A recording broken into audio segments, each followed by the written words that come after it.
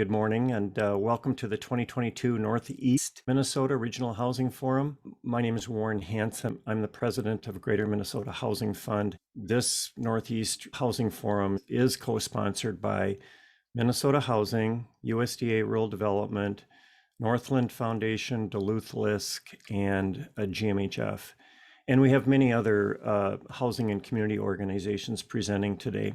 Let me introduce Commissioner Jennifer Ho, who needs no introduction. Jennifer is really our biggest housing ally at the Capitol. She speaks in unison with the governor, and their message to the legislature is always, we need more resources, we need to produce more housing, we need to preserve more housing, and we need to remain innovative and nimble. And in addition to that, we have a great tradition in Minnesota of bipartisan support for affordable housing and for the Housing Finance Agency. Commissioner Ho has really maintained that and strengthened that. And as we know, that's, especially in these times, that's the key to getting something done at the Capitol. So thank you, Commissioner Ho, and I'll turn it over to you. Thanks, Warren. And I think thanks for just acknowledging these uniquely hard times during which we do all this work. I think we've just learned how to gather on screens. I appreciate those of you who've got your cameras up. It's just nice to see faces. I miss people. I long for the inefficiency of working in person. I long for those mornings where you groan because you have to get up at 5 o'clock in the morning to drive up to Duluth so that you can actually have coffee and donuts with people before you sit down to meet. Pam, I regret that we will send you into retirement without having a beer to send you off in style. There's just so many in-person honorings that we are not getting an opportunity to do. And so I long for the inefficiency of working in person. And I hope that 2022 gives us that gift back. And that you invite me back into your workspace and your community and let me see the amazing things that you're doing. This is a really, really, really unique window of time. We have an unprecedented budget surplus. We have an enormous amount of federal stimulus money. It's a bonding year and it's a policy year. Some of you may not live and breathe by the legislative calendar. I do. The legislature goes back into session on the 31st of January.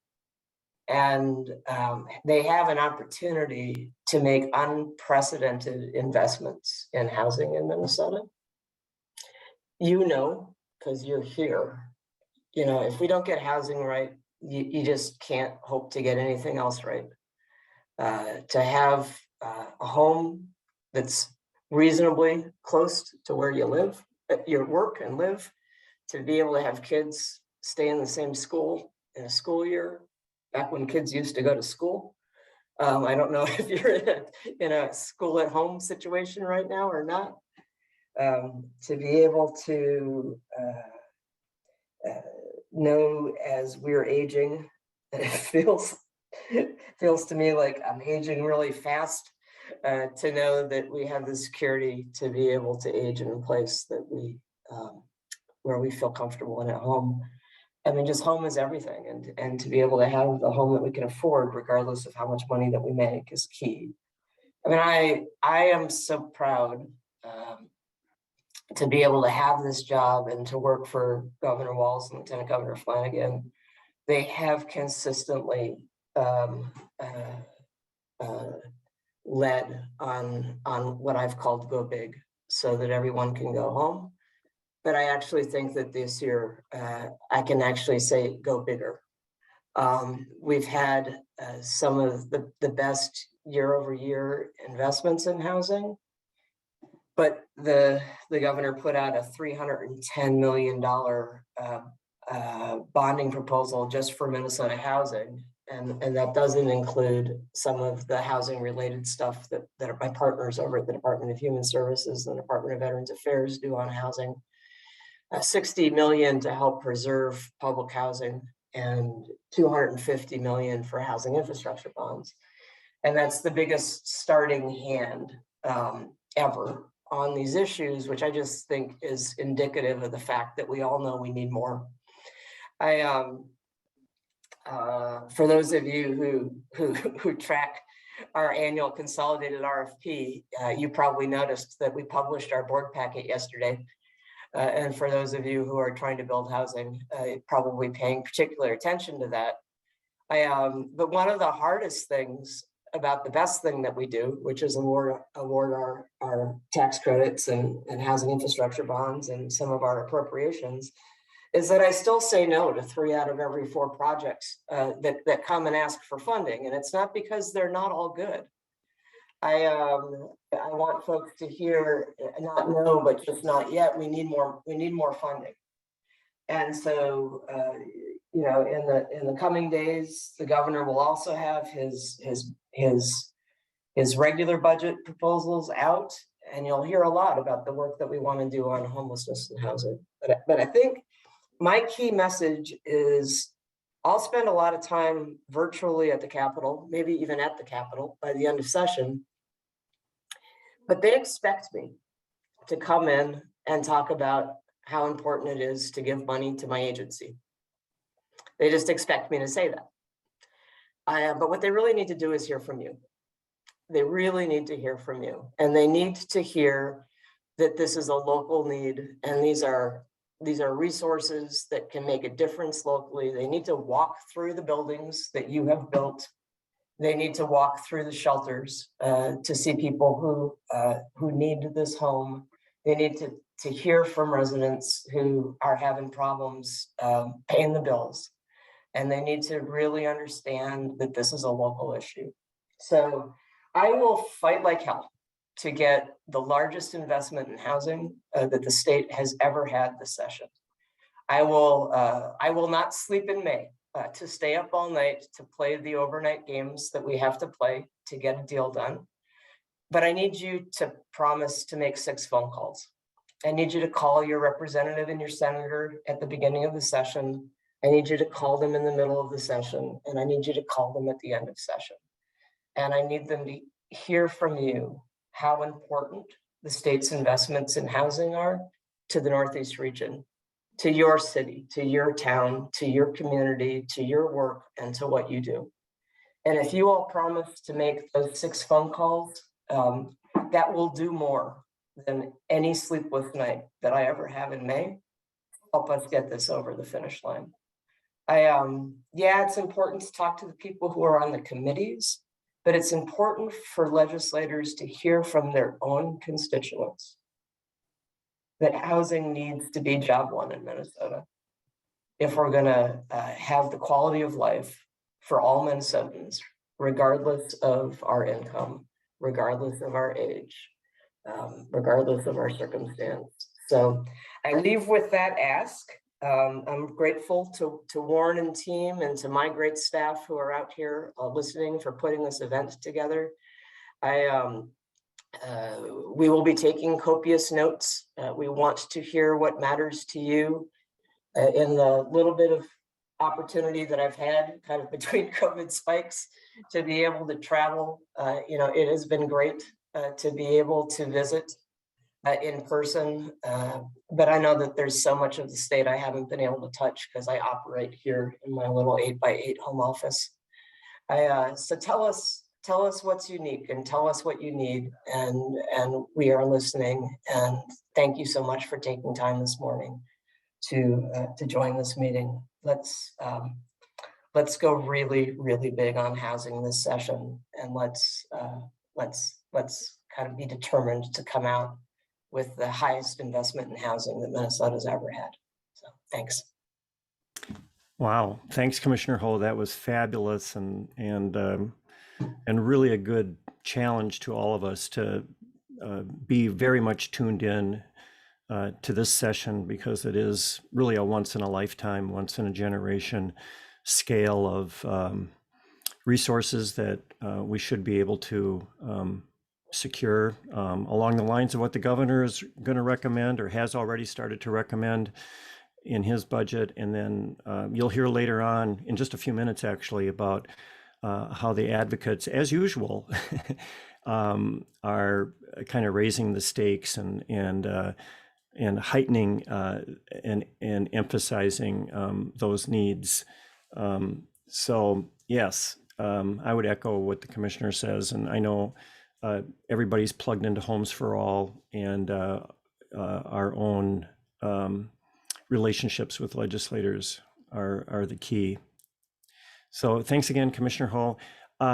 We'll move right along now. What we're going to do, just to kind of break the ice a little bit and also get a little sense of who's in the room, the virtual room, we're going to have two quick polls, or a poll, a quick online poll, 2 questions. First question is just what's your affiliation with housing? And we'll see the results here pretty instantaneously.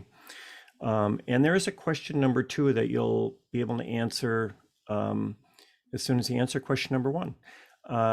So please answer question number 1. Are you from a housing organization, a developer, an employer, community group, financial institution, whatever best fits your category. And then we'll see that result. And then the second question that you can go right straight into and answer is what housing issue or issues are most important to you? And I think you can answer, Jeremiah, you'll have to help me. Can they answer up to 3 or just a single question or single answer? It says single. So pick which housing issue is most important to you on that list that's on your screen. Is it homelessness and so forth? And then we will see the answers hopefully in just a few seconds here. Okay, so we've got the poll. What is your affiliation? Fairly evenly distributed. Not a lot of elected officials today, but we do have a lot of state and local government staff, a lot of community organizations, a number of developers and builders, and a few employers. Somebody's not seeing the poll. I'm not sure what to, hopefully most of you can see the poll. Oops, other people are saying they can't see the poll. Any advice, Jeremiah, on their ability to see the results? I just shared them on my screen. Are you seeing my screen? I am, and some other people are saying it's a pop-up. Okay. You may need to select polls down in your Zoom taskbar if it didn't pop up automatically. Okay, yeah, bottom of your screen and select polls. There you go, and it'll pop up. Let me just quickly, to keep us moving, mention question number 2. What are the issues that are most important in the Northeast region of the state? And we've got ending homelessness and building new production of affordable housing as kind of the leading issues, and then promoting home ownership and preserving housing as important, registering on the poll.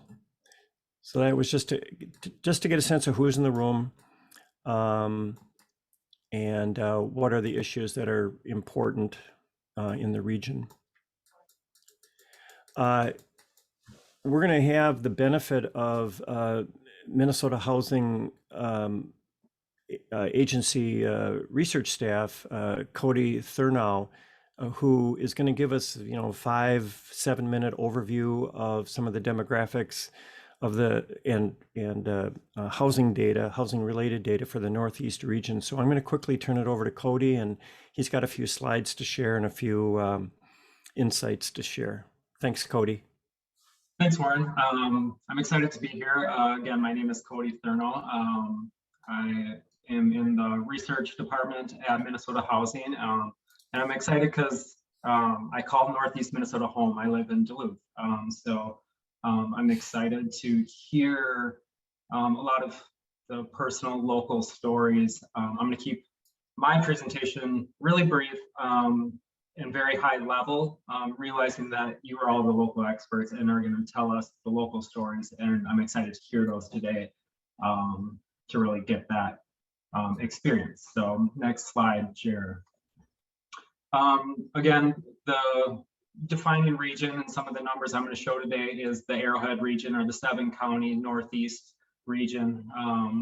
85% of the housing stock was built before the year 2000. And even more so, I don't think any of this is really news to many people, but over 50% of it is built before 1970. So half of the housing stock in the entire region as a whole is over 50 years old. That's a really high number. So the need for preserving, maintaining, rehabbing, and new housing, just that is a pretty shocking number. 19% of homeowners in the region are cost burdened. 40% of renters are cost burdened, and that's outside of Duluth, and then in Duluth, it's about 50% of renters are cost burdened. The median household income for homeowners in the region ranges from $54,000 to $72,000, and I give a range because the data only allows us to look at counties separately. So giving the high end, or the low end and the high end. The median monthly owner cost ranges from $1,250 to $1,400 in the region. Those are owner costs that with a mortgage, so mortgage, utilities included in that number. So when we look at what's affordable to people in the area, that's kind of the range of owner costs. Incomes for renters ranges from $23,000 to $32,000, with median gross rent ranging from $650 to $820.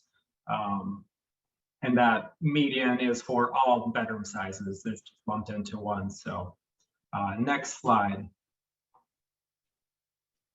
The region as a whole we have a large, significant aging population. 5 out of 7 counties have over 30% of the population by 2035 will be age 65 and older. And this has a huge impact on a number of fronts as far as housing goes. One, just the economic impact that has with labor force participation in the region decreasing, as well as just the population leaving employment and retirement. And then what are those households? What is, with an aging population and aging housing stock, is it suitable for our older population to stay in their home, and or is there options for them to move into appropriate senior housing, other additional housing needs and challenges that poses to the region. Next slide. People experiencing homelessness. So this is statewide numbers for homelessness, and this is from 2018. We know the pandemic has not helped reduce our homelessness numbers. I think if paying attention to the local media, this isn't a Duluth issue, this is an Iron Range issue, this is a statewide issue of homelessness. And it really is impacting our Black, Indigenous, and people of color communities at a greater rate than the share of the population they make. The American Indian Native population makes up 1% of the statewide population, but they make up 12% of the homelessness population. So what sort of solutions, experiences, what can we learn to help lower homelessness rates in the region? Next slide. Getting back to kind of, economic growth, household growth, the region in the early 2000s was seeing some slight population growth, slight household growth in the early 2000s, kind of pre-housing crisis. And then that really construction really stopped across the Arrowhead, across the state, and it hasn't rebounded. We see a slight increase starting in 2014, 2015. but it hasn't returned to the 2004 stage where there was over 2,500 residential construction permits in the Arrowhead region. A lot of that being single family, and a lot of that happening outside of Duluth, Hermantown, Proctor as well. So that hasn't rebounded to where it was. Next slide. Rental vacancy rates across region, the rental market is tight wherever you look. So it's split it out by Duluth, Hermantown, Proctor, as well as the rest of the Arrowhead outside of Duluth. So in the Duluth area, it's been below 5% since about 2015. So it's a long time where we've been kind of below that 5% vacancy rate that we kind of like to hover around. And the affordable market's even tighter than that, you know, probably down in the 2%, below 2% vacancy rates. But it's across the entire Arrowhead. Vacancy rates are extremely low. And then kind of the last piece that I'll end on regarding home ownership. The real estate market similarly is really tight. Jared, if you want to go to the next slide. This is looking at the Arrowhead region. This is numbers provided by the Minnesota Association of Realtors. You know, sales prices are increasing. The month supply of inventory is around 1.5 months. And unfortunately, I couldn't break this out, you know, Duluth and the greater Arrowhead outside of Duluth. But the issue and trend is the same, that there's a limited supply of home ownership opportunities, and the housing prices are increasing. And just kind of along that note, I know a lot of, you know, tourism is big in the Arrowhead and the Lakes regions, and what are the impacts that, you know, second homes, vacation rentals, what is that having on land values and home prices? I know I've been in conversations with some of the communities across the Arrowhead that it's having a huge impact on their local workforce and being able to afford to buy homes in their communities. So I'll kind of leave it with that, because again, a lot of your local stories, I think, will shed a lot of light more on this, a lot of this data. So I look forward to hearing from you. And if you have questions, I will be available all morning and can provide more detail if you have those as well. Thanks a million, Cody. Really great presentation. We're going to move right along. We're just a tad behind schedule, but we'll catch up. First panel is setting the stage, racial equity and the housing needs of our diverse communities. And our facilitator is Irene Ruiz-Brezeño, who is the Emerging Developer of Color Program Manager at Greater Minnesota Housing Fund. And Irene will introduce our panelists and facilitate the discussion. So Irene, it's yours. Thanks, Warren.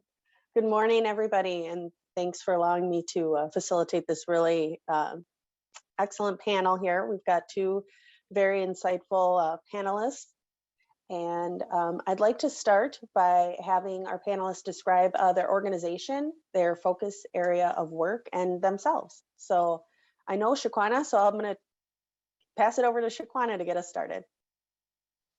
Good morning, everyone. My name is Shaquana McIntyre. I am the president and founder and acting executive director of Family Rise Together. Family Rise Together is a nonprofit organization that I started and founded due because of frustration, if I can just be honest. My education is in child protection services, so I am a master level child protection social worker and was a child protection social worker in South St. Louis County. Roughly about 5 to 10 years, just depending on when you say my career started. I would like to start my conversation off by offering some peace and some rest, because we all do a lot of hard work. Housing is not easy for any of us, and most of us are in this because of a personal experience. So I can tell you that before I became the Shaquana that sits in front of you, I experienced some of the most horrific childhood trauma. I experienced homelessness as a youth, often due to being born to a 15-year-old and 17-year-old in Gary, Indiana. So our family came to Duluth, Minnesota to really get a fresh start. And the truth is, a lot of our BIPOC community members moved to Duluth for a fresh start. Our program at Family Rise Together focus on men and fathers who have previously been incarcerated. That is 1 day in prison or in jail, or they spent 20 years in jail. And the reason why this target population is so important is because they are men who have children most often in child protection services.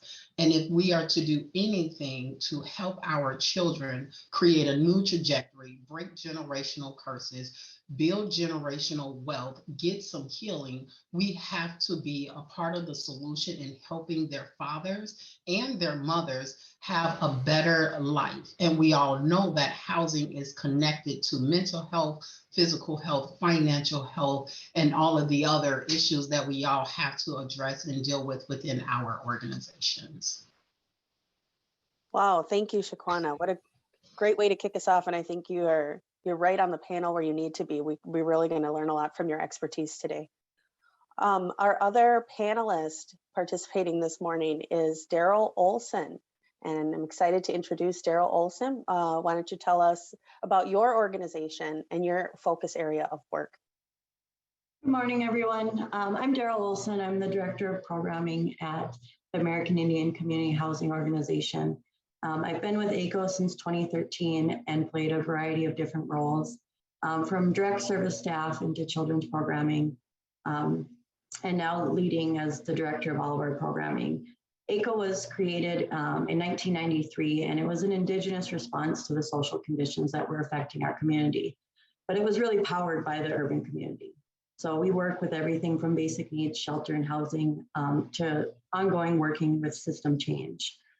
We provide a series of different housing options, domestic violence shelter, legal advocacy, as well as social enterprises and youth programming.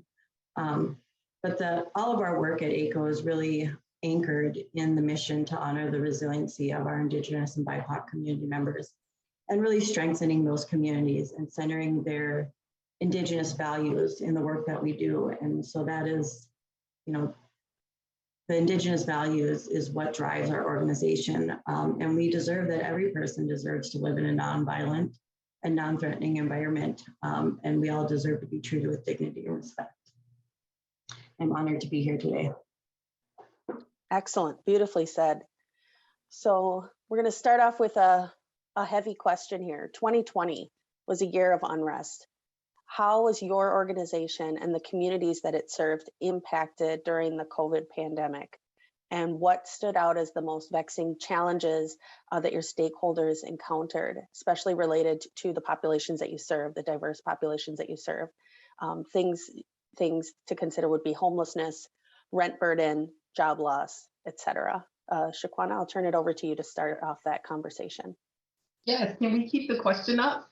Just so It's a I big make sure one. I answer all the part. Yes. Thanks. So Jay. thank you. 2020 was a big year for Family Rise Together. We are a new organization, so we've been in place since 2014.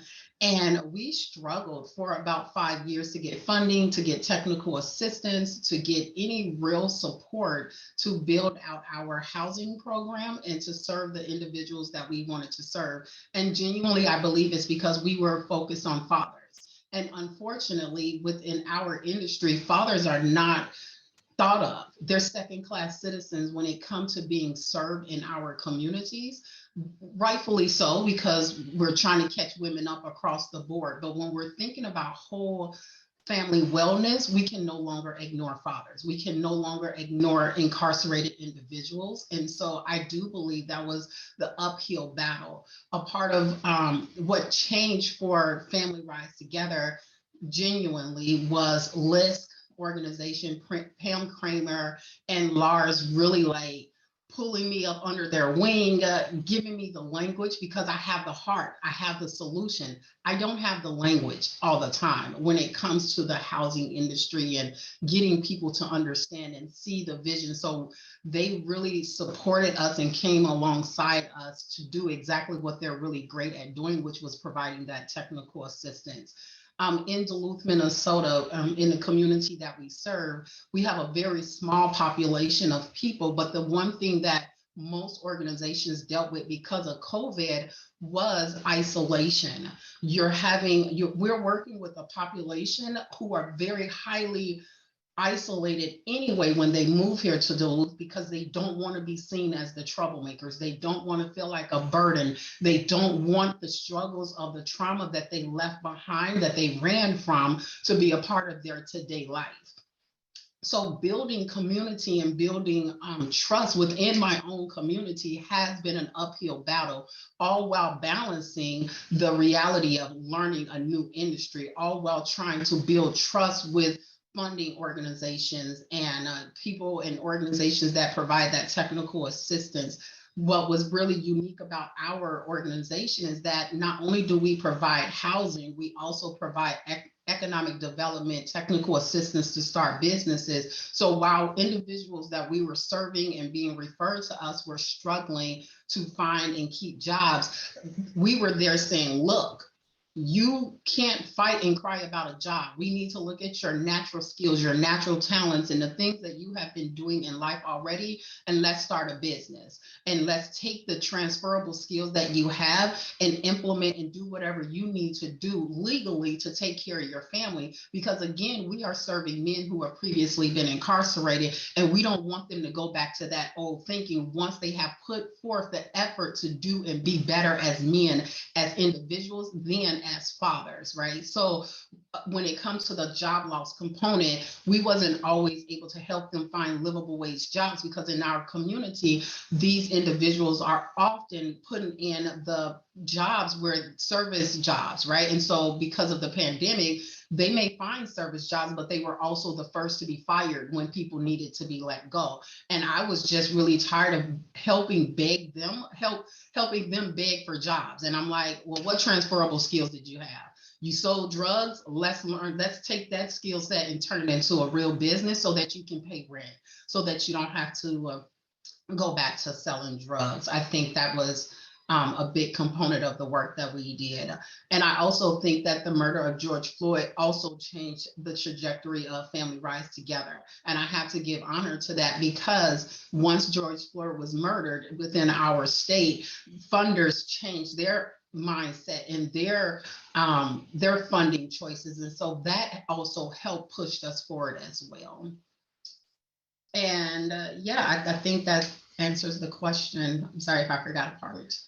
No, that was great, Shaquana. Thanks for sharing all of that experience, during the pandemic, during the civil unrest. And you really highlighted the intersectionality of the issues that people face within your community and how everything is really interrelated. So thank you. Turning it over to Daryl, same question.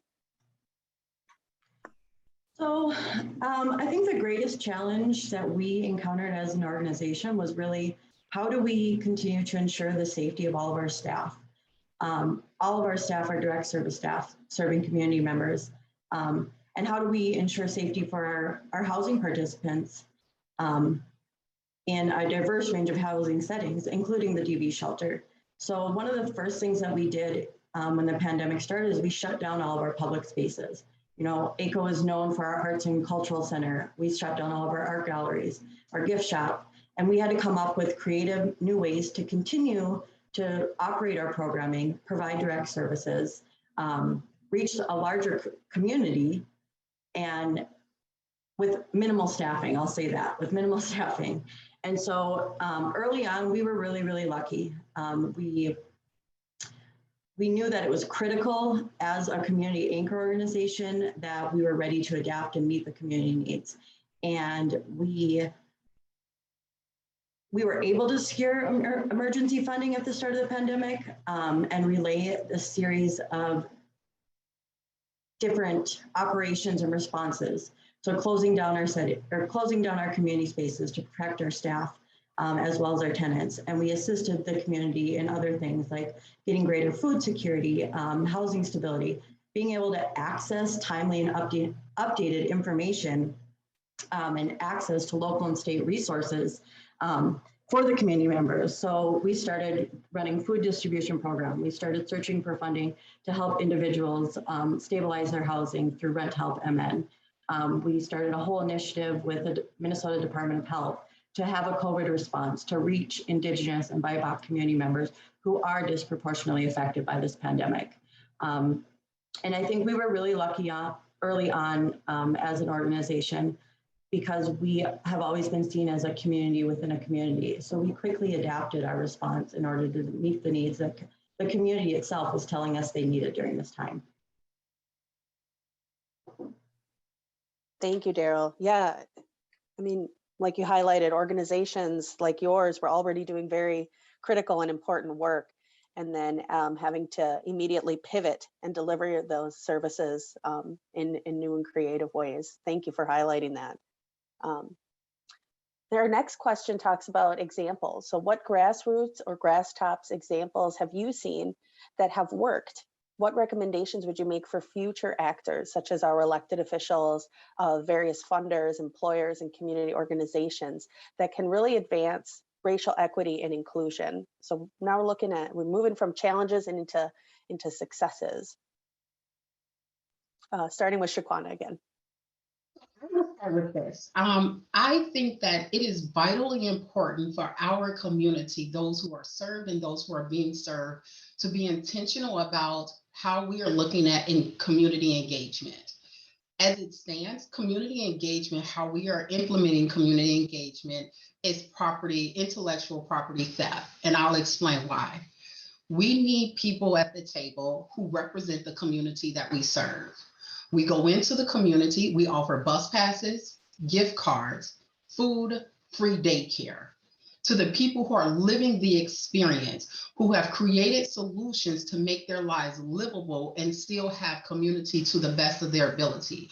We as organizations go into the community, we meet with them, we give them the smallest of trinkets that we have put into our grant. We take their solutions, their ideas, we go back to our organizations, we create jobs, we go and find more funding, and then we go back into the community and say, we have hired someone to help you. That's insulting, especially when we're looking at BIPOC community and genuinely wanting to change the wealth building opportunities within these communities. There has to be a new way to do community engagement that actually create wealth, that actually gives honor to those who are creating solutions. We have to be intentional about how we are expecting organizations to engage with community while giving honor to their mission, while meeting the needs of the funders. The reality is that we are all interconnected, and that is the lacking piece. We are not looking at the fact that the grantors are connected to the grantees and the grantees are connected to the community. We treat them as separate silos, and that's not okay, because as an organization, now as an executive director, a founder of a nonprofit and business owner, I'm now on both sides of on the stream. And now that I'm on both sides, I'm saying, I don't want to just give you a stipend when after the stipend is spent on diapers and wipes, you still in the same position. So one of the things that I have done at Family Rise Together is, while I am providing technical assistance, I'm also putting myself and those organizations and individuals that I am serving in position to make a decision on if they want to continue to build out the very thing that I brought them to the table for. Examples, so for our facilitators who started a business with us, they started their business, they are now a facilitator in the community. Instead of just sending them out into the world and saying, okay, now you're a facilitator, great, we helped you start a business and we're going to just write that off on our grant as a success for us. success looks different. Success looks like us still working with that individual and then us contracting with them first, because we're putting our money where our mouth is. If we believe in an individual to actually start a business, to actually get out into the community to do something different, why am I not going back to those same individuals in the BIPOC community and offering them contracts in the expertise that they are in? And I do believe that has been successful for us. And what's been beautiful is that even when they don't have the expertise, my social capital and my social network allows for me to call and pick up the phone, send an email, and call individuals who can come alongside them and educate them more in their industry, and we're still able to pay them. So they're getting trained, they're getting information, they're getting resources, and we're getting what we need and also still supporting them. And so to be quick, I would say that would be the number one thing, is being honorable in recognizing intellectual property and how we're serving the community and how we're working with the community. Thank you. Excellent, Shaquana. It sounds like kind of the undertone of what you're talking about is really empowerment, right? Empowering all ships. We know when the tide rises, we all do better when we all do better. Excellent. Thank you. Daryl, why don't you share your perspective? Same question. Yeah, I just want to say that was so powerful, Shaquana. I mean, just deeply. And ACO has a very similar vision. I think it comes down to looking at our theory of change and how we approach poverty with a focus on the resiliency and the work to strengthen the community, strengthen our community to become more resilient. So looking at individual strengths and assets and building from there with strategies that are tied to our cultural values. Our strategies at ACO are infused with a high value on relationships, through partnerships, through coalitions, through community practices.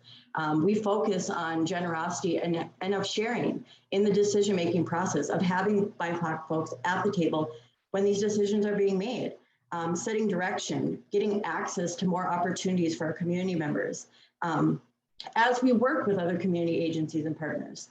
And really looking at long-term sustainability, what ideas and practices are going to heal our community, are going to strengthen, are going to move them forward. And I think we believe really firmly that cultural practices contain the essential pieces we need to keep our people resilient. We create community space here at ACO. We feast, we hold ceremonies, we value our language, we invite others in to think and to learn. And deeply talk about the impact of actions that are happening. I think that this has been a practice for ACO that's been effective, in fact of leveraging greater resources for our community, building partnerships across both local and state, and then coming up with concrete outcomes of how do we achieve this, and how do we use our culture to drive this process forward to achieve those outcomes for our community members. Excellent. Thank you both for participating on the panel. Just kind of summarize, I think you both hit on the incredible intersectionality of all aspects of really supporting people, not only with housing, but being more holistic, right? About recognizing the needs of the different communities and meeting people where they're at, empowering them to build up their strength and resilience. A lot of really common themes between both of the organizations, and you're definitely doing it in your different culturally specific ways, tailoring it to the needs of the folks that you're serving and being respectful of that. Thank you. What a powerful conversation. Very, very powerful stuff. I thank you so much for your generosity of sharing your time with us, your perspectives with us, and your expertise. It was an incredible panel. We're so honored to have you participate today. That was the last question I had for you guys. So I think I can turn it back over to Warren. Thanks, Irene, and thanks, Shaquana and Daryl. That was remarkable and very powerful. I think that warrants, some discussion that we can do right now through putting everybody into a breakout session. So we'll take about 15 minutes, and what will happen here in just 30 seconds or so is everybody will be put into a small breakout room or breakout session. There might be 7 or 8 people in your Zoom room. And what we suggest that you do is just process a little bit your reactions to these very powerful comments by Shaquana and Daryl. And there are some questions here on the screen, and I think that they'll be available to you in your breakout room too. But just what stood out to you as interesting or encouraging or powerful, and then your own perspectives. Discuss your own perspectives on what equity issues are important in your community in the Northeast region, in whether it's Virginia or Grand Rapids or tribal community or Duluth. And then if you can share any local initiatives that are happening in addition to the ones that we just heard about. So hopefully we're geared up here to go into those rooms in just, and I think you have a prompt on your screen. You can just agree to join a room and you'll be put into a room. Thanks, everybody. And we'll see you in about 15 minutes. Thank you, everybody. We are back. So we're going to move along. Thank you. I think we gave everybody some extra time. That was really powerful initially in terms of the presentations, and then the continuing conversations, I think, kept up that tone and degree of discomfort so that we're all wrestling with the issues in a meaningful way and calling ourselves to account and taking direction from our peers in the field and new members, new leaders in the field. The next panel is on state and federal policy updates. This is going to be very interesting, very exciting. It's going to pick up on where the commissioner mentioned that this is a once in a generation year moment, if you will, in terms of resources that could be available, should be available for more affordable housing production. And I think what we are going to do on this panel is Dan Kitzenberger is going to give us a bit of an overview and then facilitate the panel a little bit so that other people share information and agendas from Minnesota Housing Partnership and USDA Rural Development. So Dan, it's all yours. All right. Hi, everybody. Dan Kitzberger. I'm the Legislative Director at Minnesota Housing. I do have a slide if that's helpful, rather than having to watch me talk and then also look at my picture. We could put the slide up if that's, oh, they're not allowing me to share. I think I've just been asked to set the table a little bit for the context of the legislative session. I know the commissioner highlighted we're facing a historic surplus, $7.7 billion. This is a growth type surplus. It's not due to decreases in spending. And those of you who follow this stuff closely, you may be aware that we are waiting for one more forecast at the end of February. And given how revenue collections are going, that surplus could very well grow beyond what it is right now. And so we are in a supplemental budget year.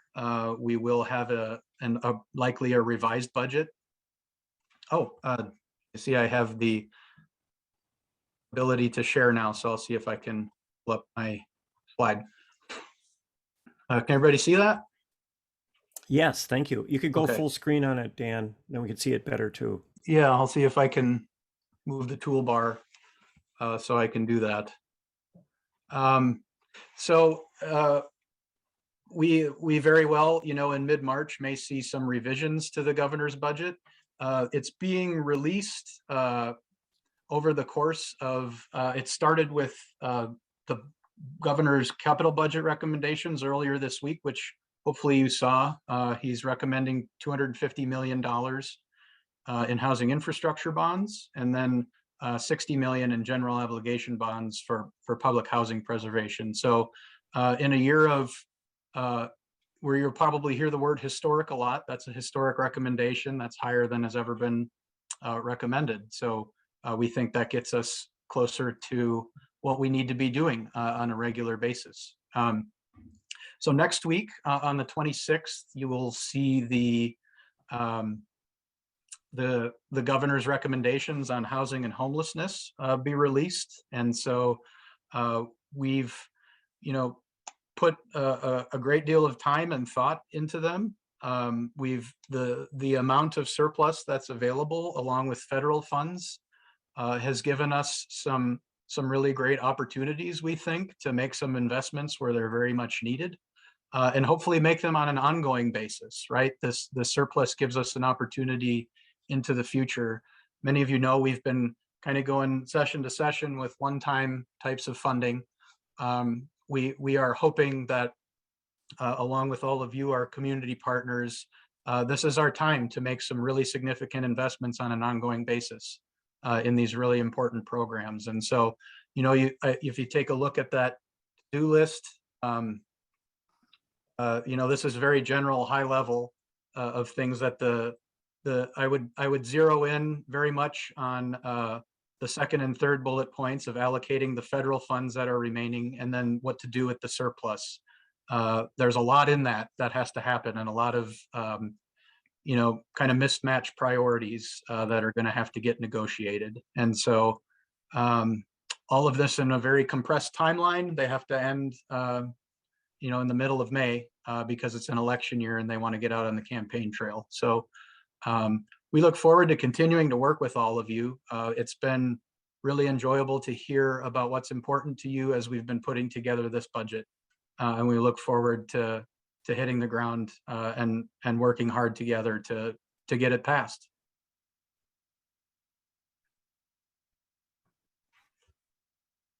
And I can stop there. And I think I'm turning it over to Libby. Is that right? I think so. And then should I share my screen, or is Jared Libby, gonna- I believe I have your slides in here. Okay, great. And I probably won't use them also, just let you know when to go. So my name is Libby Murphy. I'm the Director of Policy at Minnesota Housing Partnership. And Dan touched on some of what I'll say, but I just wanted to start with, as an advocate for new resources and policies at the Minnesota legislature, MHP does local, state, as well as federal advocacy and lobbying work. We are really driven by many things, but kind of at a very high level, just the lack of affordable housing here in the state of Minnesota and the severe mismatch between what is currently being produced and the needs. So on that graph on the right, we are woefully underproducing housing for households at 30% of area median income and below, and 50% of area median income and below as well. And so that's really, looking at it with the surplus, where can we have some transformative change? And it's really thinking about targeting these resources where we're seeing some of the greatest needs and gaps in what's currently happening today. Next slide, please. So Dan touched a little bit on what's happening at the Minnesota legislature this session. As usual, it seems Minnesota has a divided legislature, and so that makes things very challenging, especially as we go into an election and we are dealing with things like redistricting, and just everyone is up for election in next November. So it is going to be particularly divisive this legislative session. And we have a surplus in a non-budget year. So the legislature doesn't need to do much of anything. I have great hopes that things will get done, that there will be a surplus that's passed, that a tax bill will be passed, and a bonding bill will be passed, but none of those things have to happen. And so I think that's just important to keep in mind.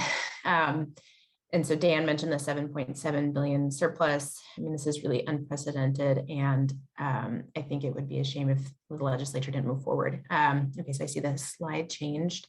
So just a little bit of where the House and Senate are in terms of their priorities for housing as we go into this legislative session, and they're very similar to what they were last year and what they've been for the past few years. But The House is looking at investing significantly. I know that House DFL members are working on a House DFL housing agenda, whereas the Senate is consistently looking at how to reduce costs, looking at regulatory reform so that the cost of developing new housing is reduced versus making more significant investments.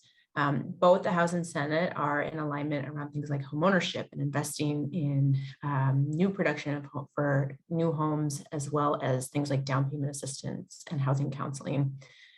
And then the House is also looking at that deeper affordability, things like naturally occurring affordable housing preservation, policies around tenant protections, and the Senate, again, looking at regulatory reform and general tax relief. Go to the next slide. Oh, yep. So Minnesota Housing Partnership and other advocates are calling for $2 billion in housing investments this year, which is less than 2% of the state budget. In this year of surplus, now is the time to demand lawmakers to invest big in housing, to ensure that housing no longer takes up less than 1% of the state's total budget. We know that housing is fundamental to everything else. And so let's let our budget, which is a value statement, reflect the fact that housing is core to everything else. It is healthy families, it is children thriving in schools, it is inclusive economic growth and opportunity, it is wealth building. So let's invest in a way that better aligns with how important housing is to all of us Minnesotans. And so roughly we're asking for about $1 billion to build and preserve new homes and $1 billion for access and opportunity. So things like rental assistance, homeownership counseling, and down payment assistance. There aren't a lot of specifics to this ask, but some things that Minnesota Housing Partnership are prioritizing within this $2 billion are things like bonds for housing, $500 million in bonds for housing. That's what the Homes for All Coalition is asking for, and we're supporting that. We're looking at state American Rescue Plan funds, which there's about 1.2 billion of those. And it is increasingly looking like those will be used for more COVID related things, especially with the Omicron surge and other needs. And so one thing that I think we'll be thinking about is continuing some type of emergency housing assistance program as those funds are being depleted. And then we are supporting the Bring It Home campaign, which is about ensuring all qualifying Minnesotans receive housing assistance so that they pay no more than 30% of their income on housing. So we're reducing cost burden throughout the state. And then we're leading on source of income protections, which is in the governor's policy bill, and also on the Homes for All agenda. And then one thing that we have been continuing to advocate for is state matching funds for local housing trust funds. So we're asking the state to incentivize local governments to prioritize and invest in housing at the local level. And I think actually that's maybe where I'll end it. So we have time for the other panelists and questions.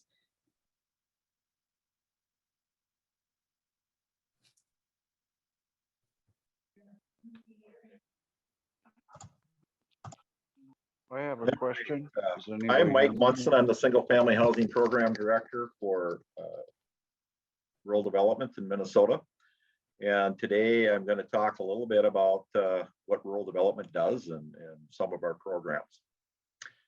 So our mission at Rural Development is to assist rural communities in creating prosperity so they are self-sustaining and economically thriving through investments that create ladders of opportunity, build regional resilience, and support the growth of emerging markets. And to do that, we have over 40 loan and grant programs and technical assistance programs that we utilize to support the economic development in rural communities. So as I said, the national level programs and services are delivered through 3 agencies. They include the Rural Business and Cooperative Service, the Rural Housing Service, and the Rural Utilities Service. If you think about the rural business service, we're thinking about job and business retention, job and business creation. It's also home to our REAP program, which involves renewable and energy efficiency programs. On the rural housing side, there's where we administer the single family housing loan and grant programs. So if you think home ownership and home repair, the direct program is geared towards low and very low income households. Most counties are eligible, except the metro area.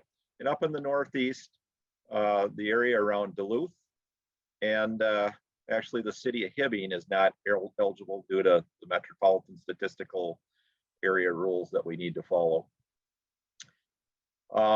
There is a site available on our website that I'll share in the chat here in a bit that gives a little more detailed look at what areas are eligible in the state.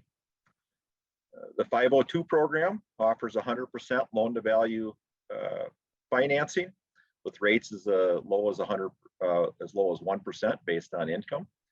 The program allows for financing of both existing and new construction. New manufactured homes is also an option. The 504 program offers loans at 1% up to $20,000 for very low income households. In addition, we have a grant program with a maximum of $7,500 to correct health, safety, and accessibility issues that are available to very low and also households of 62 and older. There are plenty of funds available in the 504 program. We need help in getting that money out and partnering with our local nonprofits, our local organizations up in the Northeast is a big help. I did notice Sandy was on from Kutaska, so good to see her. So we're continuing to build our network. We are a little short-staffed in the state. I'll talk about that a little later. We have 55 people, full-time employees that administer all the programs at rural development in Minnesota. But we are working on packaging in both the 504 and the 502 side of things. And that's where we get some of our nonprofits to help us in packaging loans and delivering those applications to our offices. Southwest Minnesota Housing Partnership is one that we've been dealing with extensively as our intermediary for that program. In the area of the American Rescue Plan Act, we do have a program for our existing 502 borrowers, 504 borrowers to help them refinance their homes. Our big goal there is to make sure that we're keeping people in their houses. The Guaranteed program continues to be a very popular program with the commercial lending community. So far this year, we've done about 576 loans for $104 million. And back in fiscal 21, we did about 2,450 loans for about $448 million.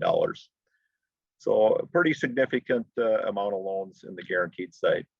We also have about 450 projects in multifamily with about 9,500 units scattered throughout the state that we administer. And service, our community facilities program, just to touch on that, includes loan and grants for such things as police and fire protection, daycare, healthcare, libraries, and those type of things.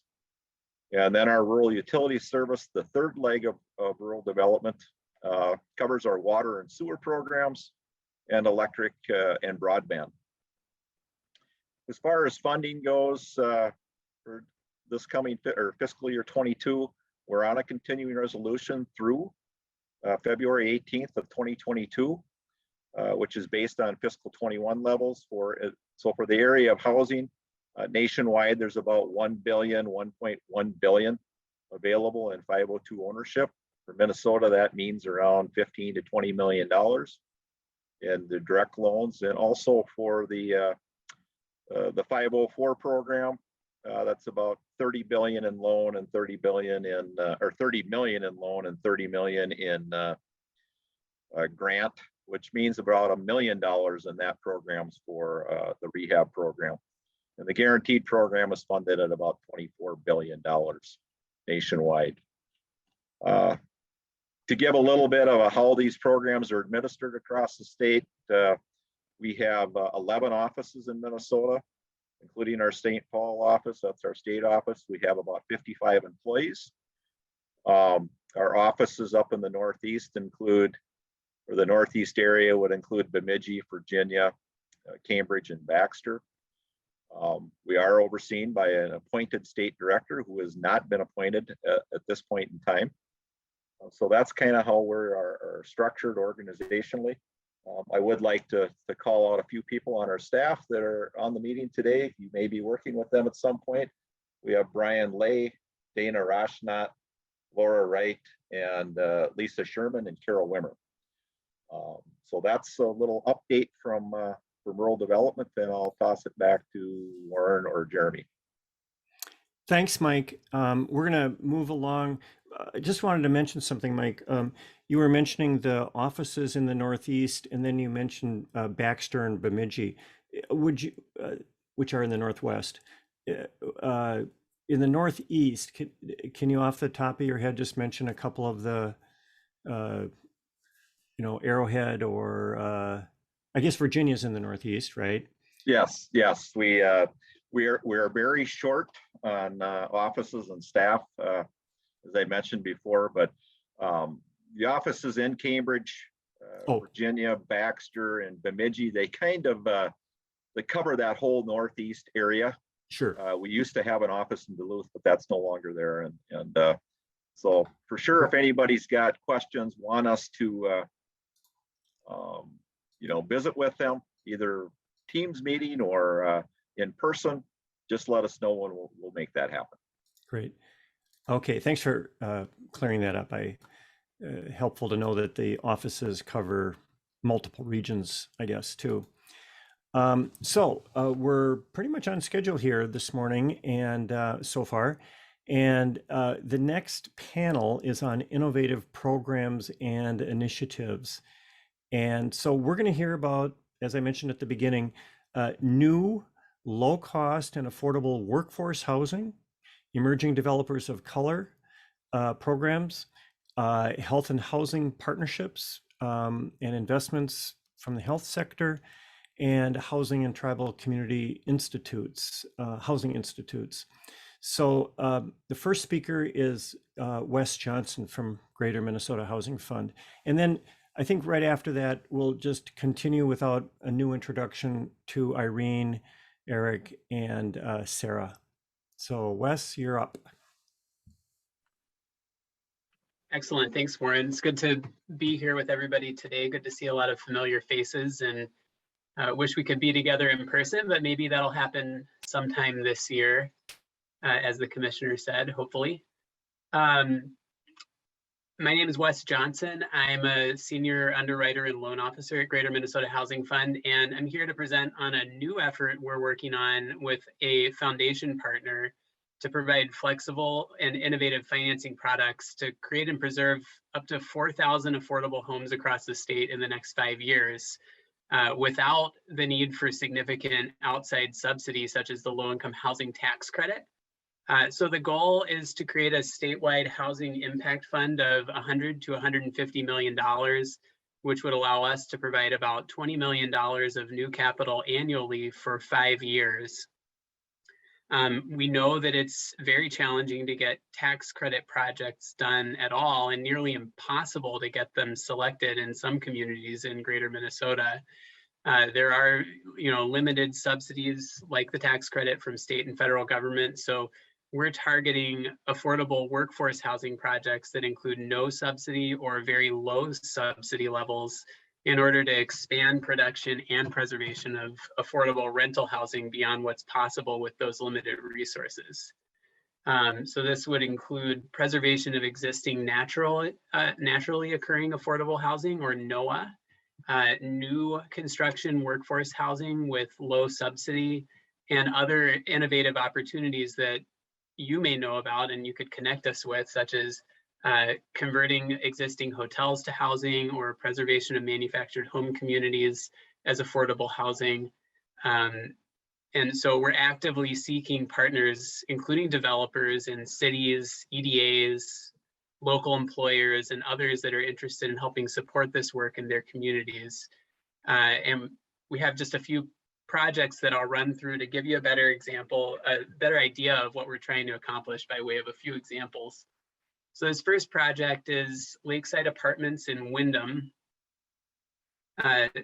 We weren't involved in this project, but it's a good example of a workforce housing new construction project that was built without tax credits. It has 45 rental units and was completed for a very low cost, about $125,000 per unit. And this was just recently.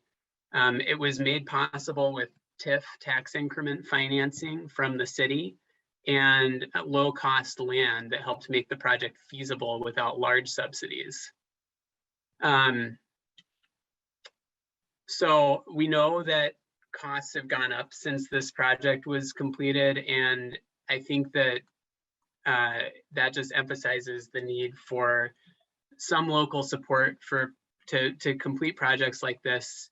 TIF, I think tax increment financing is essential. Inexpensive land is essential. We're looking for opportunities where there might be partnerships with local employers to provide employer-assisted housing in communities, and any other type of local community support that could help complete these projects without large state or federal subsidies. If you could go to the next slide.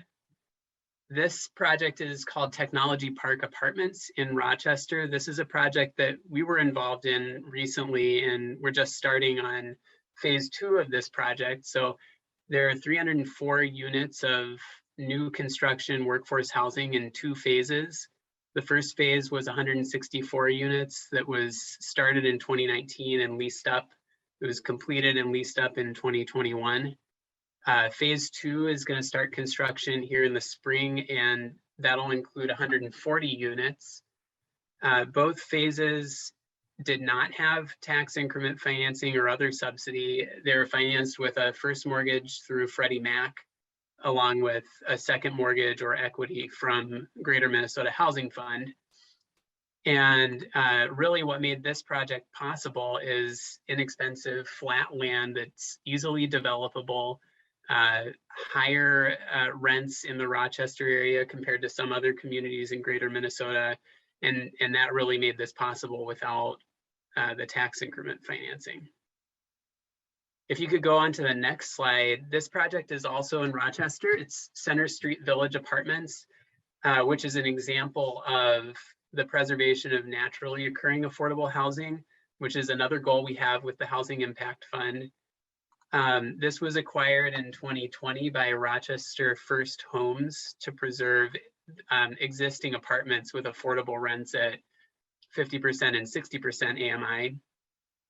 The total project cost about $90,000 a unit. So it's a lower cost to preserve existing housing than to build new housing. And so we think that's a very important goal. It didn't include any rehab. The property was pretty well maintained, but it did include recapitalizing some replacement reserves to keep it well maintained for the long term. And on this project, Greater Minnesota Housing Fund provided a low cost long-term first mortgage, and some local philanthropic dollars provided the equity needed to complete the sources and uses of financing. We did look at providing a second mortgage to cover most of the project costs for this project, and that would have been possible, but there were some other local resources available, so it wasn't needed. Next slide, please. This project is at 907 Dale Street in Hutchinson, and it's another example of preservation of existing affordable housing without tax credits. It's 40 units. The total project cost was $2.1 million, or about $50,000 a unit. And it included $18,000 a unit of rehab, including new siding, doors, windows, and asphalt. And it preserved low rents of $575 for a 1-bedroom and $650 for a 2-bedroom. So we were thrilled to keep those low rents in place for the long term. We also provided a first mortgage and a second mortgage for this project. It also had some funding from deed and the HRA, as well as some equity from the owner, but not very much. Next slide, please. So some of this is still a little bit of a work in progress, but we are envisioning certain terms for the loans that we would offer under the new Housing Impact Fund. This is subordinated financing in second lien position, up to 95% loan to value for the GMHF loan and the senior debt. Not all projects are going to support 95% loan to value. Many of them we've looked at support more like 90% based on our underwriting. And these are flexible loans with interest that's paid from cash flow. They have a potentially a very long term of up to 35 years, which would match the term of the first mortgage.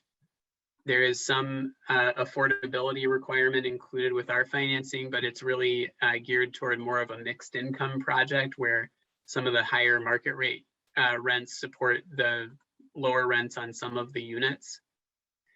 And we envision this would be paired with other financing such as a GMHF first mortgage or a first mortgage from another lender like a local bank or Freddie Mac.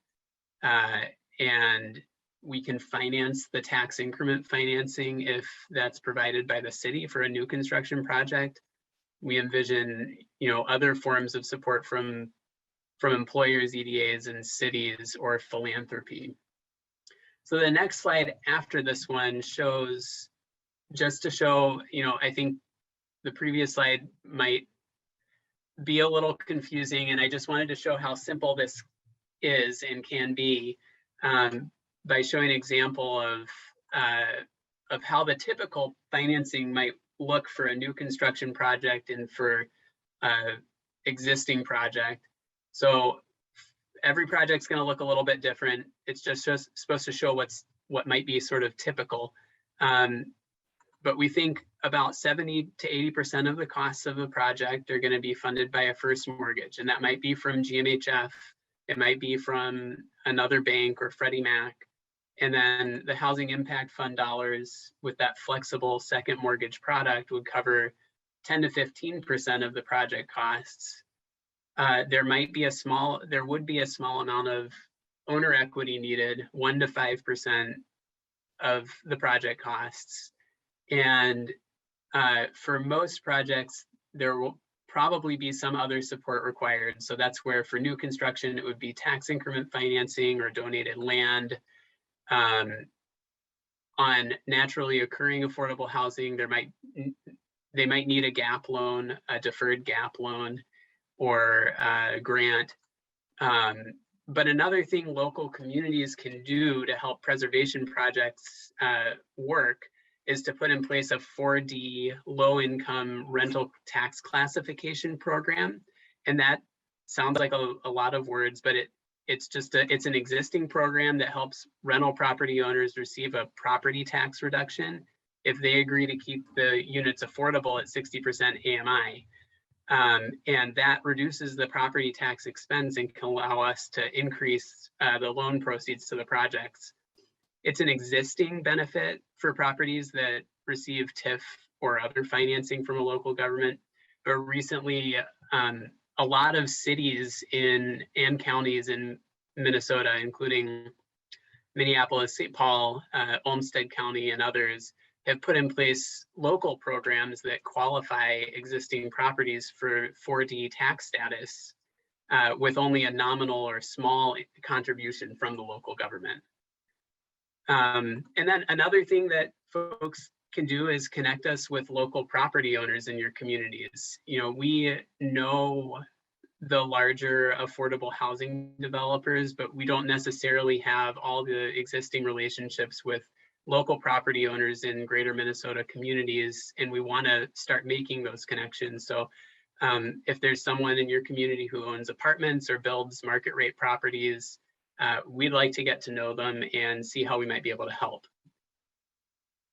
And then this last slide just has my contact information. Please reach out to me if you have questions or if you'd like to partner with us on a project. This is new capital, and again, we're actively seeking new relationships with developers and cities, EDAs, employers, and others. And I look forward to working with you. So thanks. Thanks, Wes. And Irene. Good morning again. My name is Irene Ruiz-Briceño, and I am a program manager with Greater Minnesota Housing Fund. And I'm here today to talk about a new program that was launched back in the fall for emerging developers of color. This program aims to increase the number of developers, landlords, entrepreneurs, and small business owners that are engaged in affordable housing development. And why is this important?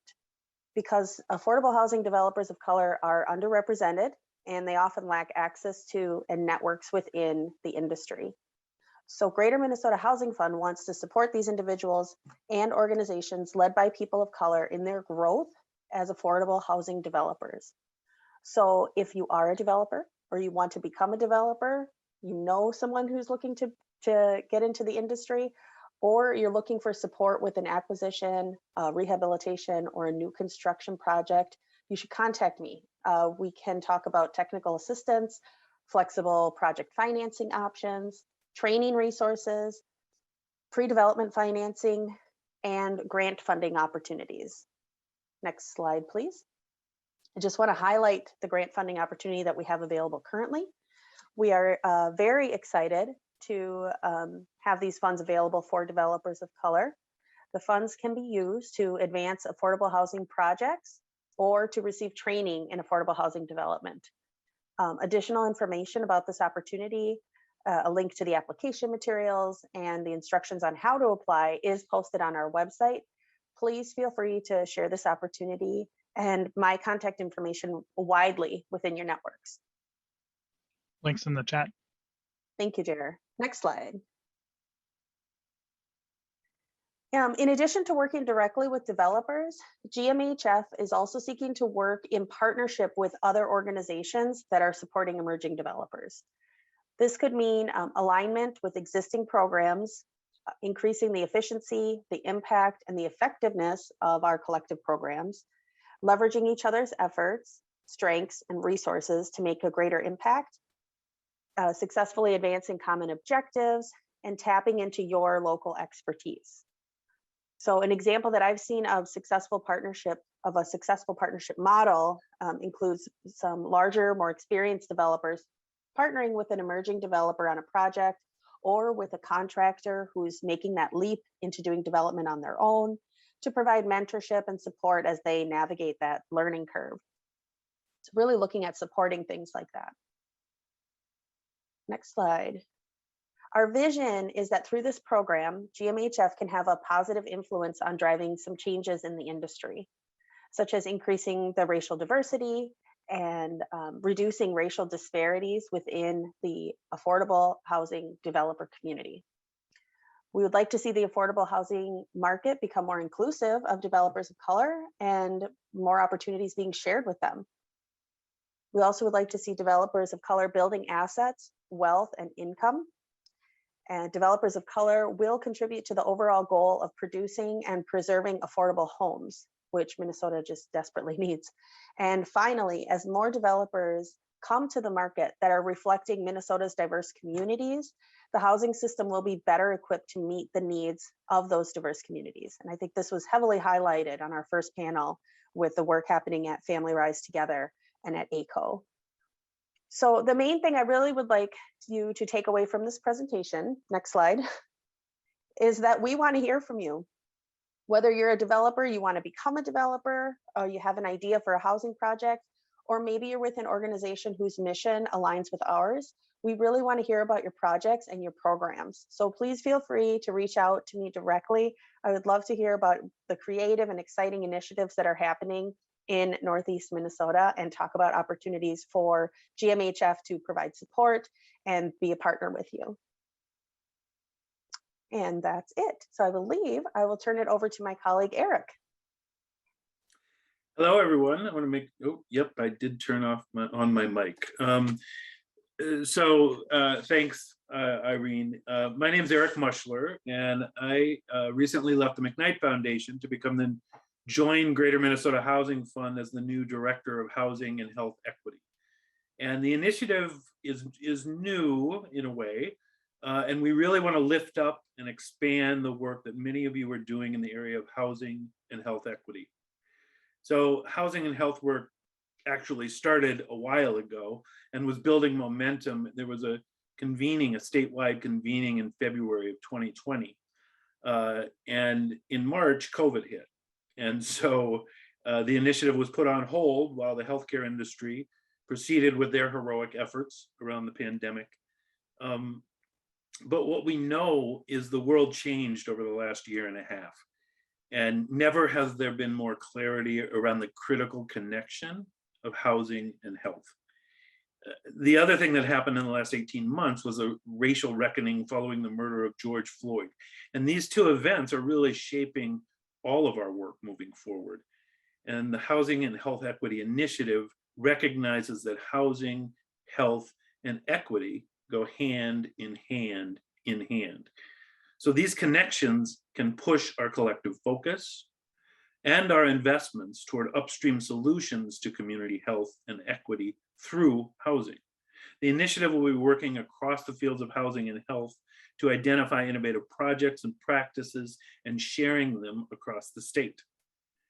Now, there is a ton of research that demonstrates better health outcomes with stable housing, less reliance on emergency rooms, lower rates of hospitalization, increased primary care use. These are improved health outcomes. There's employment outcomes that are improved. There's education of children outcomes that are improved. And there's economic outcomes, economic independence outcomes that are improved with more disposable income for medicine and food. There's even research connecting neighborhood health safety and stability. We also know that housing and healthcare interests are aligning more and more. So for healthcare, improving health outcomes, lowering healthcare costs, and increasingly a focus on addressing health disparities is the state of the art. For housing, there's a legacy of housing projects with proven health benefits, yet homelessness continues to increase, and people of color experience homelessness at 17 times the rate of whites. So given the pandemic and the disproportionate impacts on Black and Indigenous populations in particular, the housing and health equity links are explicitly clear today. So the goals of the Housing and Health Equity Initiative are meant to support more of the kind of work going forward. All of the work that, that is being discussed today in some ways is health, equity, and housing. The goals of the initiative are meant to support more of this kind of work, and the initiative goals are listed here. It's really identifying and fostering a pipeline of projects, engaging the healthcare sector more directly and bridging conversations across networks and communities of practice. It's research and sharing best practices, and it's catalyzing further investment, particularly encouraging more direct investments in affordable housing from health systems like Mayo or Sanford Health or Essentia in Duluth. And of course, identifying and advocating for policy and systems change that will effectively link housing and health. So there's many great Minnesota examples of this work to be proud of, and several in the Northeast region. Places like O'Neill Apartments, the Duluth Inn project, which you're going to hear about actually on the next panel. So we've collected case studies, and we want to collect more and promote success of groups like CHUM, like American Indian Community Housing, like One Roof, and bring these projects forward. And we want to partner an ally of yours in engaging the healthcare community. So I'm here to listen and learn from you. I really want to learn about the challenges, the difficulties, and where you think the strategies are to move these types of projects forward. And the types of projects that we're talking about are some that have demonstrated success, like permanent supportive housing projects, transitional or respite housing, even known preservation as upstream homelessness prevention. There's also a set of projects related to anchor institution investments. So housing or mixed use development targeted in the areas around hospitals or clinics that really focus on social determinants of health. Other real estate development could be mixed projects like clinics and housing together, or other developments that support upstream solutions with food access or childcare connected to housing. And finally, the last type of project may be more coordinated access of health programming. So service enriched housing, including use of Medicaid resources in creative ways for housing services and upstream health interventions. So Greater Minnesota Housing Fund is here to finance your projects as always, to provide the equity and debt or both that's necessary to get the job done. Now, I'll be working with the lending team to identify new sources of financing and funding from the healthcare sector. And I hope you'll reach out to me early and often to share your ideas, the projects, the opportunities that link housing, health, and equity. If we know about the projects, we can do a lot to help. So please reach out and let's share across the state. The project that you're going to hear about today, the hotel to housing, we already heard from another region of the state that there's a possible replication program. So, you know, those are the sorts of things that we really want to promote and share and really grow the connection here. So thanks so much. And I look forward to the discussion. And I believe we're going on to Sarah.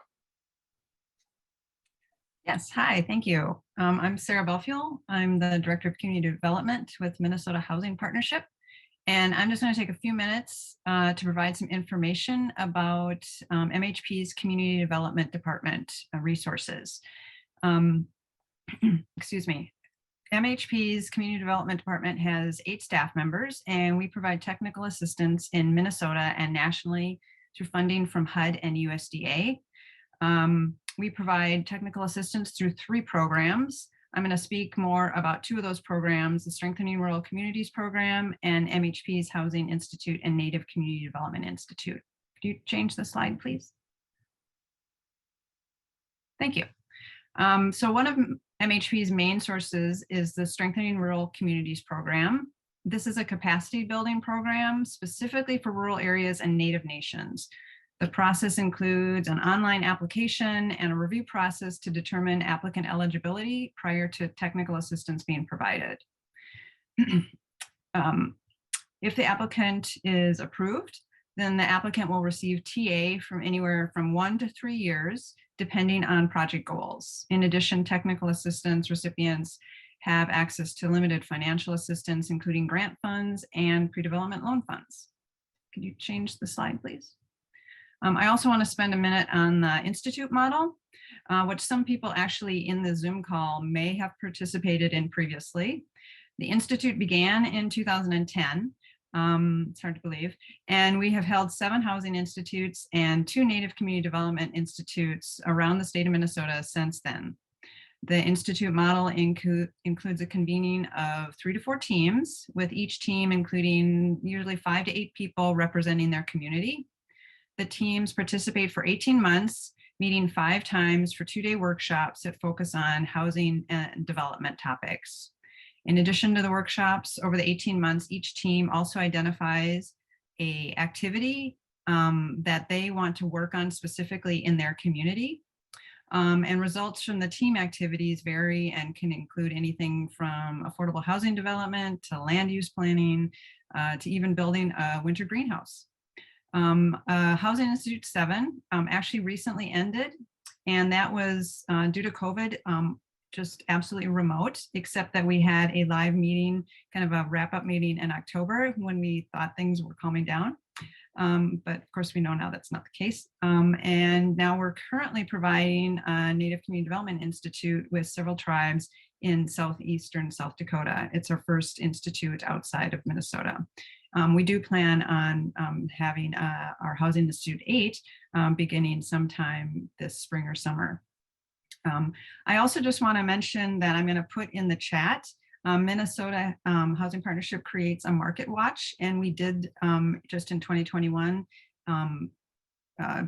develop and publish our market watch for the Northeast region. And so I thought some people on the line might be interested in accessing that from our website. Thank you. Well, thank you very much. That was really fabulous. We're maybe a little bit behind, but we're ready now to go into a self-selected breakout room. And so you can see on the screen here, there are different topics that if you're interested in, you just pick that room.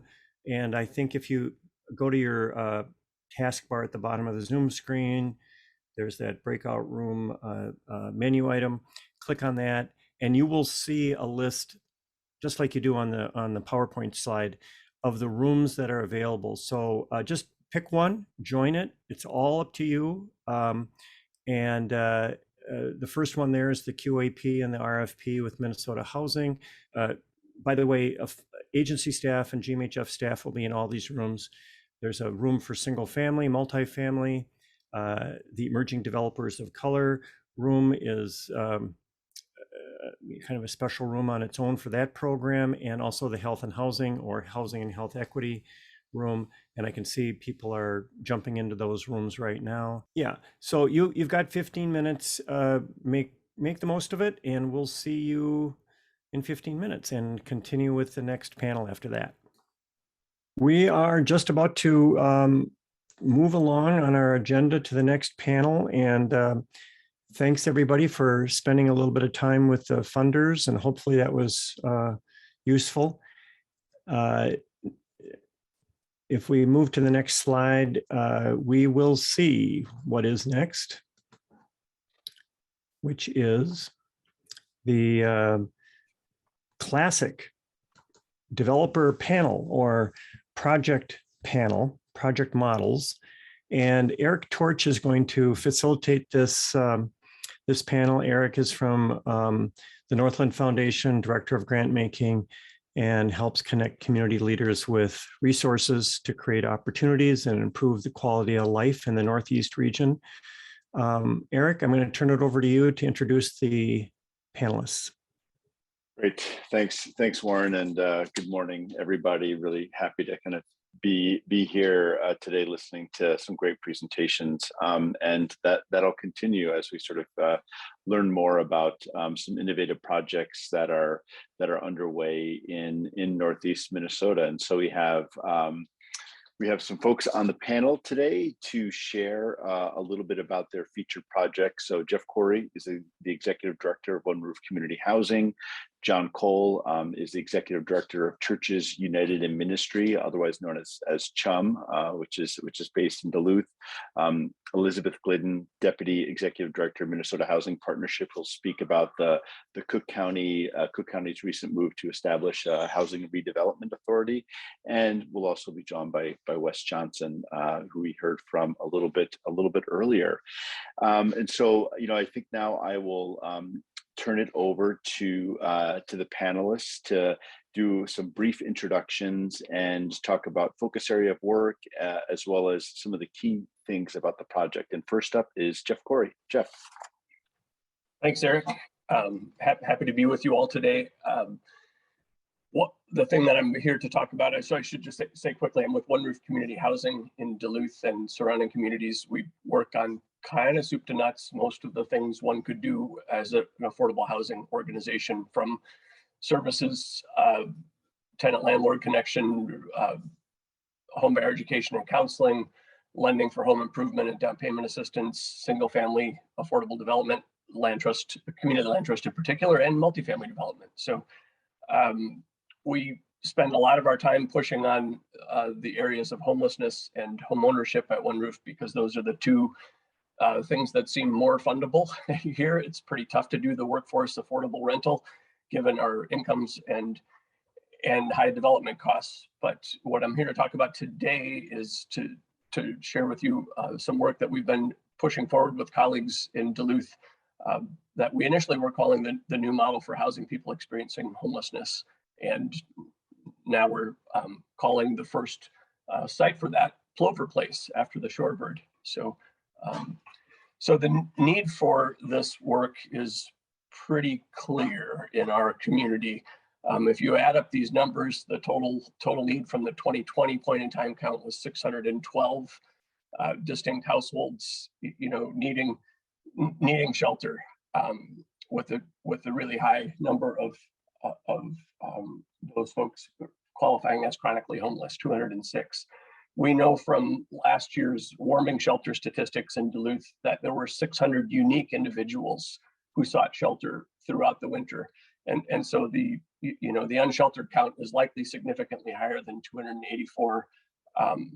And of course, the point in time count happening in the middle of winter never probably gives us a great number here in the Northland, right? So in a great year, we might get 50 to 60 apartments for homeless people in Duluth funded.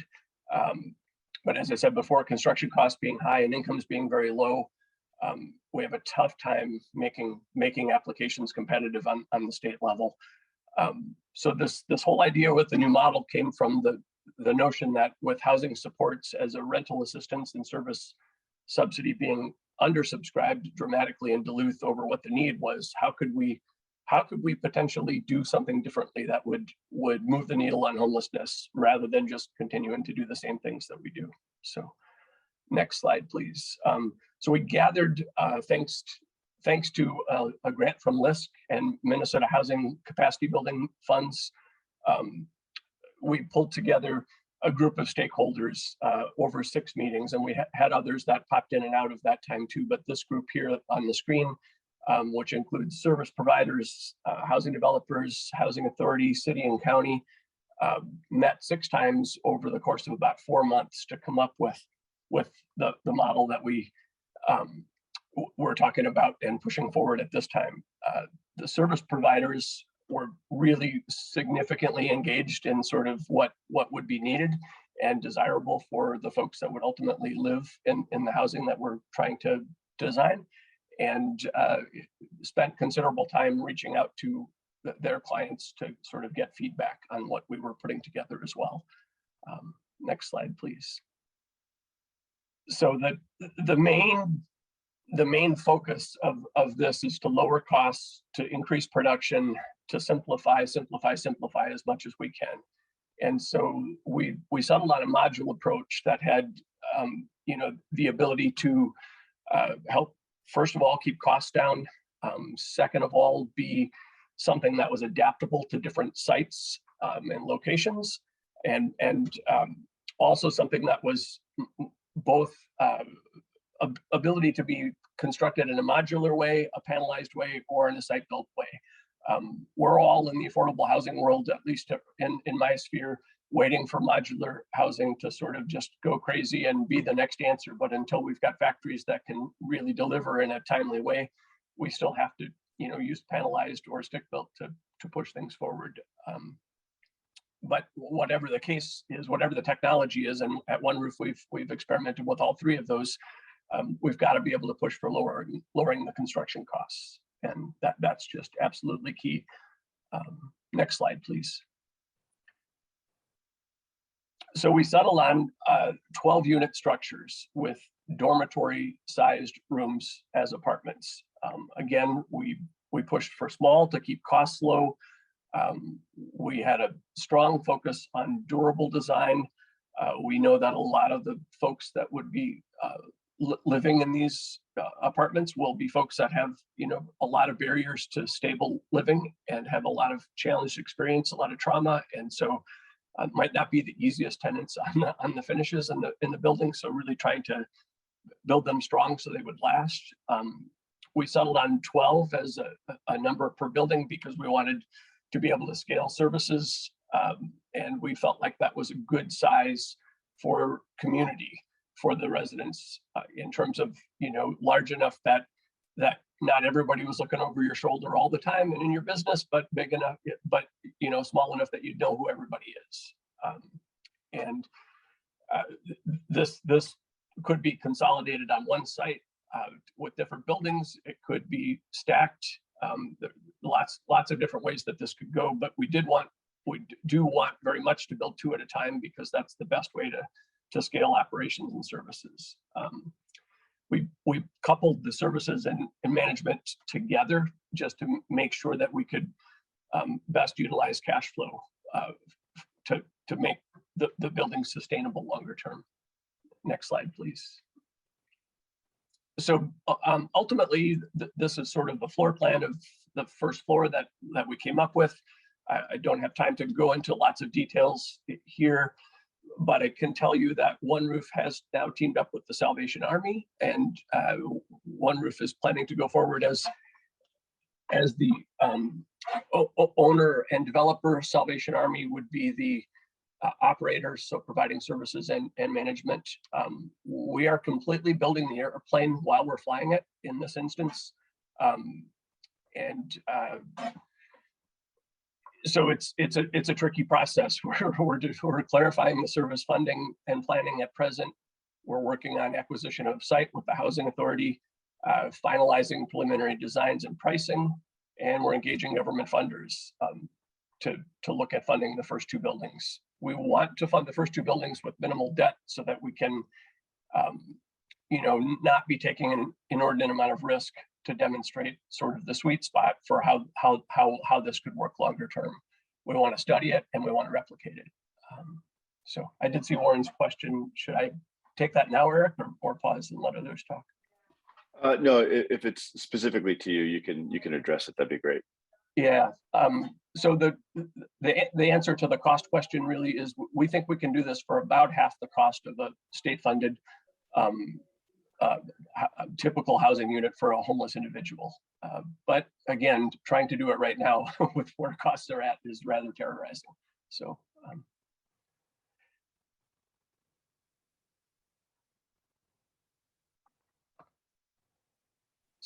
I guess maybe to sum, we're hoping to be in construction with the project sometime this summer or fall, and we're excited. We're pulling the group of stakeholders back together 2 weeks from today to sort of let them know in more detail what we've settled on and to get some more guidance from them and then move forward. But I think it's really clear we need new tools if we're going to move the needle on homelessness. It's just, this big surplus of cash that's coming this year is great, and it'll help us, move forward, but it won't probably be there in 2 years. So new tools are still required. Thanks for your time. Great, thank you. Thank you, Jeff. And now we will move on to Elizabeth, who will speak about establishing the Cook County HRA. Elizabeth. Thank you so much. And I think we can move forward. Yes, my name is Elizabeth Glidden. I'm the Deputy Executive Director of the Minnesota Housing Partnership.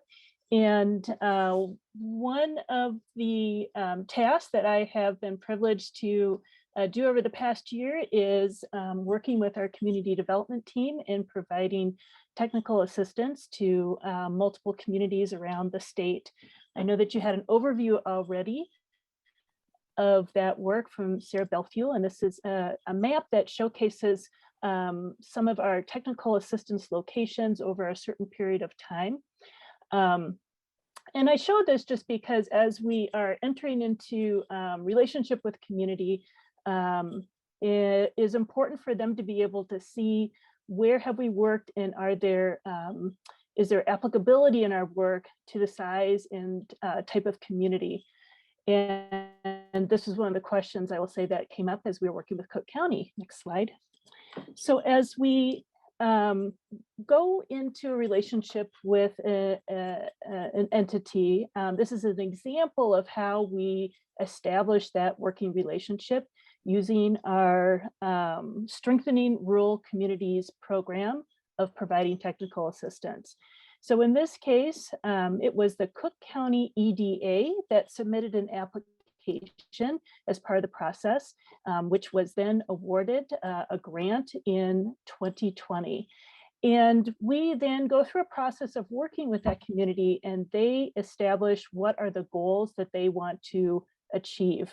And so this was a clear goal from the beginning from Cook County that they wanted to explore a housing and redevelopment authority. Cook County, and neither Cook County nor Grand Marais had an existing HRA authority, although the EDA had been performing some housing functions for some time. So next slide. One of the things that was an important backdrop here is that this is a community where it was clear that housing was a priority, and having that kind of community census I felt like was unique in stepping into this engagement and working with the county. The county created a strong core team of the EDA, the county, and the city of Grand Marais, and they drove the process of broader engagement with the community to explore establishing an HRA. Another thing of note is that while there had been certainly housing activity in the county, however, it was not to the scale that was needed or desired. There are creative entrepreneurs working in the county. Hamilton Habitat is one of those, a private philanthropic entity that works on building small houses at very low cost. One Roof had several projects in the county, and budget had been provided to the EDA for that housing work. And yet Cook County was looking to how to create a stronger foundation for ongoing sustained work on housing. Next slide. This is just an example of some work we did with the county to, again, lay that foundation for exploring the HRA. This is commonly something that MHP does, is that we work with a location to understand what are some of the conditions. Just one thing, I'm sure this will not be surprising information in this slide to folks here, but I will note that we were seeing in Cook County a 59% increase in median home value. It was going through the roof, contributing to the scarcity of housing. And this, of course, likely has a strong relationship to the strong seasonal housing desire in the county. Next slide. So just continue on with some of the process that we worked through with Cook County as we worked to identify what was the final desire, we worked to make sure that the county had good information on what would be provided by an HRA, but also we did some work to explore optional models.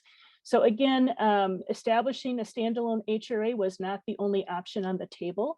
The county was looking at whether it would be better to combine EDA functions with HRA functions and expand in that way. There were some concerns about whether a county with this size of population and centers of commerce would be able to sustain a separate HRA, including the volunteers needed to serve as board members. We also did some significant work to identify and learn from peer communities. And I want to say special thanks to Virginia HRA and Itasca County HRA directors who contributed to a process of learning about the benefits of an HRA. Another objective of the county was trying to identify a model that was not just about moving forward one particular project, but serving the entire county and serving it well. A lot of attention comes to the city of Grand Marais, but the county itself is broad, lots of rural area, townships that are significant, and of course adjacent to the Grand Portage Reservation. And working in partnership with Grand Portage was also a key objective of the core team that we were working with. Last slide here. So End of story is that after significant work, the county moved forward with a standalone HRA. This really was a significant move. The county approved the HRA towards the end of 2021 and also approved a budget for the HRA of $125,000 annually. And this was the connection then that allowed the community to kind of take off quickly. I want to recognize that the HRA board chair of the newly appointed HRA is on this call, I believe, Mary Somnus. I don't know if she's able to put her contact in the chat. Mary actually was also the former director of the EDA that applied for the grant with MHP and then retired during the process. While the county was concerned about participation on the board of the HRA, they had a very high number of applicants, and now we have a board that is operational and seeking an executive director right now, and they are up and going. So with that, I'll turn it to the next speaker. Great, thanks, Elizabeth. And if folks haven't been paying attention to the chat, Isaac Meyer kind of shared the position posting, and Mary clarified that the posting says that today is the deadline. However, the HRA board has will be sort of keeping the posting open for a little bit longer. So we'd appreciate you all sharing that news. And moving on to John Cole, who'll talk about their hotels to housing model. John, please, the floor is yours. Thank you, everyone. My name is John Cole, Executive Director of CHUM. It's the region's largest homeless shelter north of the Twin Cities, providing support services for the general homeless population in the Duluth area and beyond. We're basically a safety net dealing with homelessness, hunger, and with persons living with incomes insufficient to cover housing, utilities, food, and personal needs. Next slide.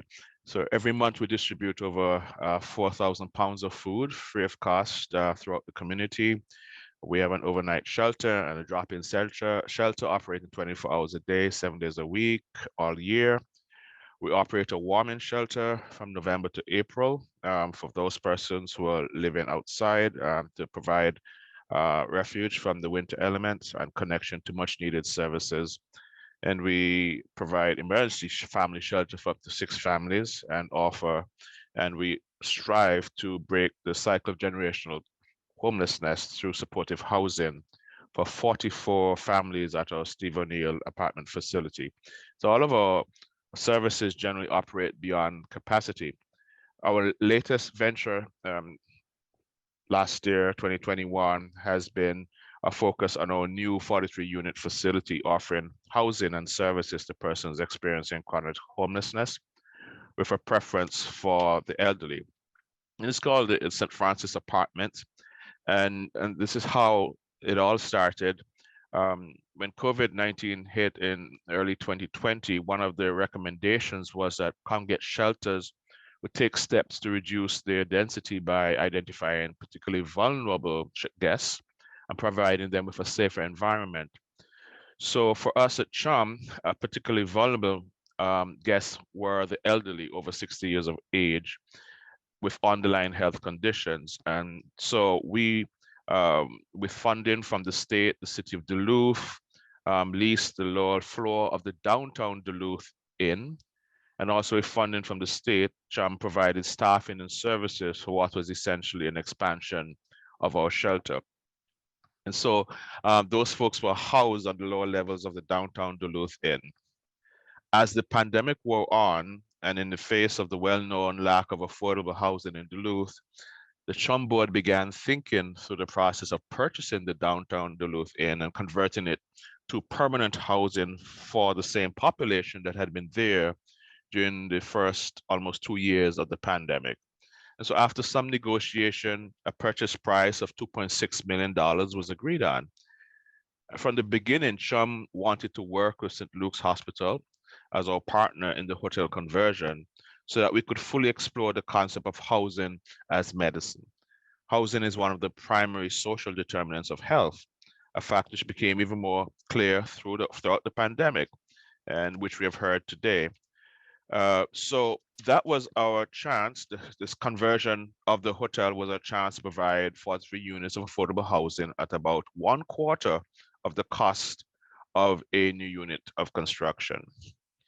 So as I mentioned before, this was $2.6 million, and we were able to arrive at the figure through collaborative partnership with entities with vested interests in the health and well-being of all members in our community. So St. Louis County allocated $1 million of COVID relief funds towards the purchase. Blue Cross and Blue Shield contributed $100,000. The Duluth HRA made a no-interest loan of $250,000. Chum invested $100,000, and the balance of the purchase price was covered through the Greater Minnesota Housing Fund. So only part of the affordable housing equation has to do with the construction of acquisition. The other part is to make rents affordable to people with very low or no incomes. In Duluth, this is usually accomplished by the federal housing voucher, commonly known as Section 8, but there are never enough of this kind of voucher to meet the need. So last summer, Chum was able to work with the Housing and Redevelopment Authority to get 32 of the units at the hotel to be covered by the voucher program. The other units will be subsidized through the Housing Supports Program of St. Louis County. Services for all the units would be supported by Minnesota's new Medicaid Housing Support Services. Next slide. So one of the conditions of the financing from GMHF was that the recipient be a single asset entity. And so the St. Francis Apartments LLC was created with Chum as sole member.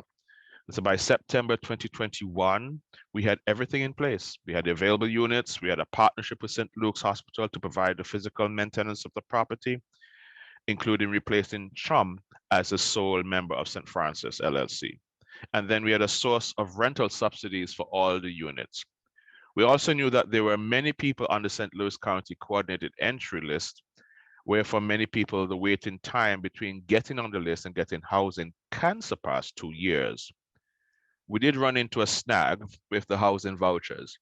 They are restricted to people who are considered chronically homeless, with a technical definition of having been without a home for more than a year or 4 times in the last 3 years, with a cumulative time experience in homelessness at least 12 months, and with an underlying disability.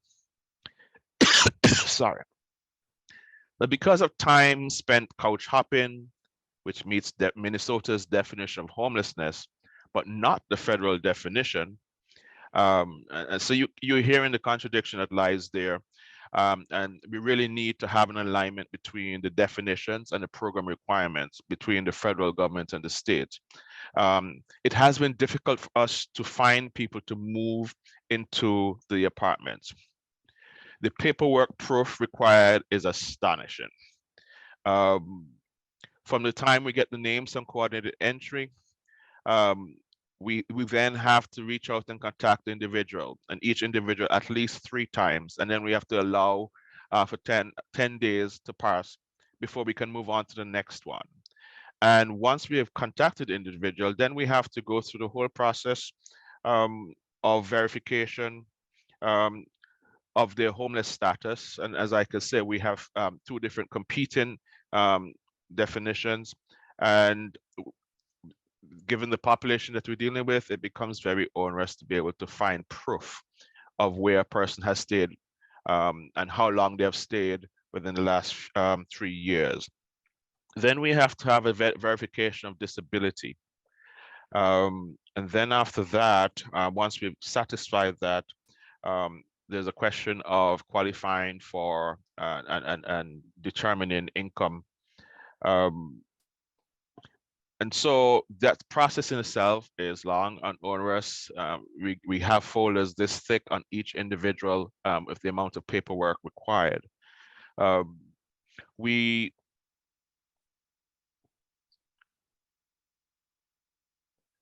Somehow we're going to have to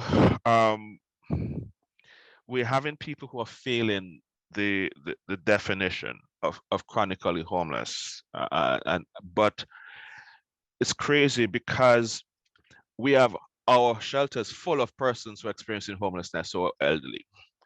And so we're going to have to find a way to make, to renegotiate with HUD to make the vouchers available as a preference for people experiencing chronic homelessness, but also allowing long-term homeless as an eligible class. So let me tell you what's unique or innovative about the project, and very quickly, it's a hotel conversion, which is less costly than new construction. It's one quarter of the cost. It's combined funding, and so you can see we have sources from public, private, and philanthropic entities. We combined the availability of rental subsidies and sources to support services. And then we had a partnership with a medical establishment, St. Luke's, with a home care program and the capacity of providing care where people are. The lessons we have learned from this is that rent up due to overly stringent conditions for eligibility, it has proven very onerous and challenging. The paperwork and the bureaucracy around the vouchers and the supportive services and funding is challenging. We're also experiencing post-pandemic hiring difficulties in providing staffing, and combining for the time being service delivery and property management, it is challenged for the internal dynamics. But despite all the challenges, we are resolved to provide the services to the community. St. Francis Apartments stands proudly on 2nd Street in Duluth and offering housing and services to 30 individuals. We anticipate by the end of February, we will have arrived at our full complement. Thank you.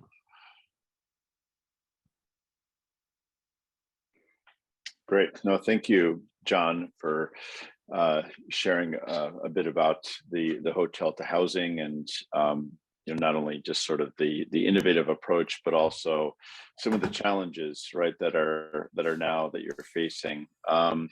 And yeah, so for sure, right. I mean, state folks that are on the line, and I don't think we have any federal folks there, but I think it's an important case study in the challenges that that some of these programs face to get people housed as quickly as possible. And so just some of the reflections that I had just in listening to all of these a number of these presentations. One is, right, the challenge that Northeast Minnesota faces, particularly Duluth and up the shore, in the creation of affordable housing. Certainly site conditions are a challenge here, right? Thin soils, lots of bedrock.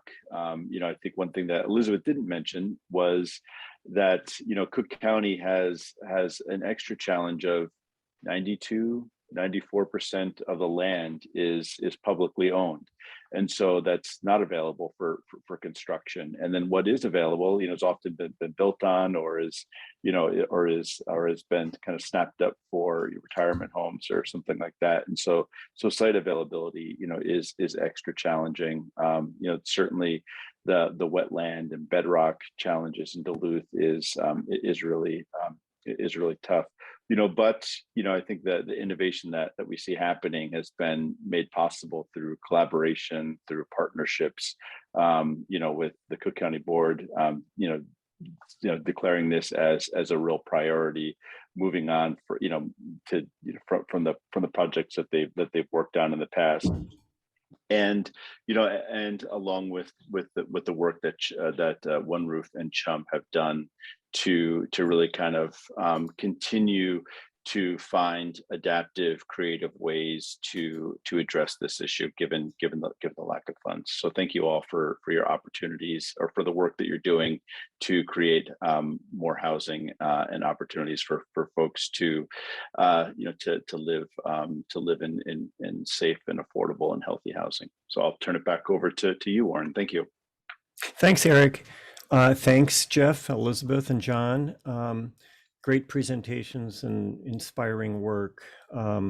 replicable work that people throughout the region, I'm sure, can take advantage of. We are right up on the noon hour within about 5 or 6 minutes, so we're back on schedule.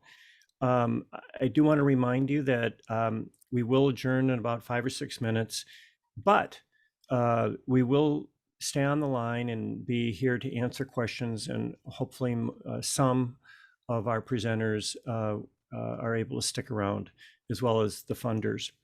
I thought I would just close by saying that there's many, many takeaways from what we heard in the last couple, 3 hours. But I think the one I would want to emphasize, at least initially, is that, again, this is a historic, once in a generation moment to secure more state and federal resources for affordable housing. And I would include local resources. Certainly, Cook County HRA will have some resources, but the ARPA resources and the federal resources, a lot of those dollars are flowing straight down to the counties. And so every county will have some added resources over the next couple of years. But anyway, the big thing to keep in mind is that there's a $2 billion ask coming from the housing advocate community to the legislature and to the governor for funding for affordable housing. $2 billion sounds like a lot, but we're in a historic moment, and the money's there. And that's the big, bold agenda, not to mention that the governor has made, the boldest and biggest commitments any governor has ever made. So we're thankful for that. The other thing I would say that's essentially a takeaway for everybody is that it's pretty explicitly clear that housing is healthcare, and that you can't be healthy without a home. And the pandemic has driven that home. It affects community health. It affects so much more than just whether or not somebody can pay the rent and sleep in a warm bed. It affects health and education and so forth. And then, I think all of us heard very loudly and clearly that housing has not been an equitable resource historically, and it's still true today. And diverse communities are those that are more homeless and face greater difficulty in getting housing, not to mention home ownership, and not to mention becoming part of the affordable housing field in some way as a developer or somebody else working in the field. So those were just a few takeaways. And I think I will formally or informally adjourn us right now. Thanks everybody for coming. Thanks to the sponsors that are on the screen there. And we will see you next time. And if you do stick around, we'll be here for questions and answers.